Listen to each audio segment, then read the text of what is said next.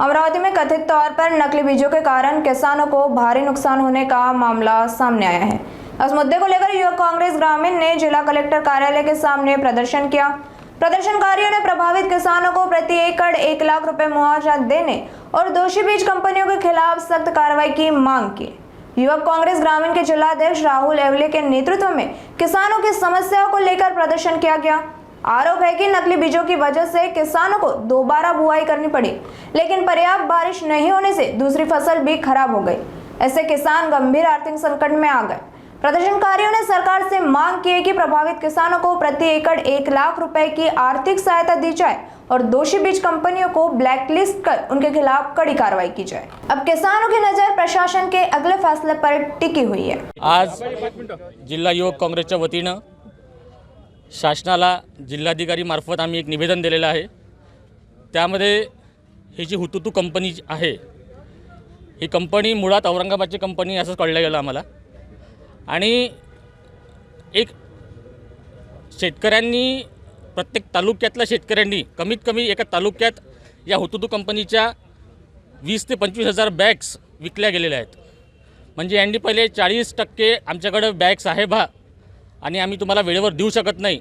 नंतर यांनी वेळेवर ते बोगस बियाणं सेकंड टप्प्यामध्ये आणून ते शेतकऱ्यांना दिलं आणि असं जिल्ह्यामध्ये पूर्ण जिल्ह्यामध्ये या हुतुतू कंपनींनी पूर्णच्या पूर्ण शेतकऱ्यांचा नाश केलेला आहे।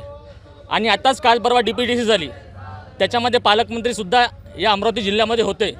त्यांनी स्वतःहून शेतकऱ्यांना न्याय द्यायला पाहिजे होता, त्यांनी या काहीतरी घोषणा करायला पाहिजे होती।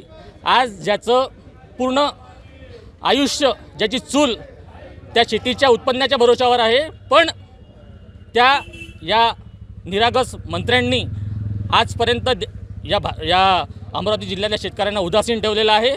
मला एवढंच सांगायचं आहे की प्रत्येक शेतकऱ्याला जेवढं ज्याचं उत्पन्न होते त्या हिशोबाने आणि जेवढ्या या बॅग्स विकल्या गेलेल्या आहे त्या बॅगच्या हिशोबाने प्रत्येक शेतकऱ्याला त्याचं अनुदान हे भेटलंच पाहिजे। आपल्या अमरावती जिल्ह्यामध्ये काही बोगस बियाणे कंपन्यांमुळं त्यांच्या शेतीमध्ये सोयाबीन उगवलेलं नाही आहे। बोगस कंपन्या आणि बोगस बियाणे त्यांनी दिलेले आहे। या सरकारच्या वरदस्त असलेल्या काही बोगस कंपन्या आज आपल्या शेतकऱ्यांना लुबाडत आहे आणि अशा कंपन्यांवर काळ्या यादीत टाकण्याची कारवाई करावी आणि ज्या शेतकऱ्यांचे आपले नुकसान झालेले आहे त्या शेतकऱ्यांना एकरी 1 लाख रुपयाची आर्थिक मदत द्यावी, यासाठी युवक काँग्रेसच्या वतीने आज आम्ही जिल्हाधिकारीच्या माध्यमातून निवेदन देण्याकरिता आलो आहे आणि शासनाचा जाहीर निषेध करण्यासाठी आम्ही इथं आलेलो आहे।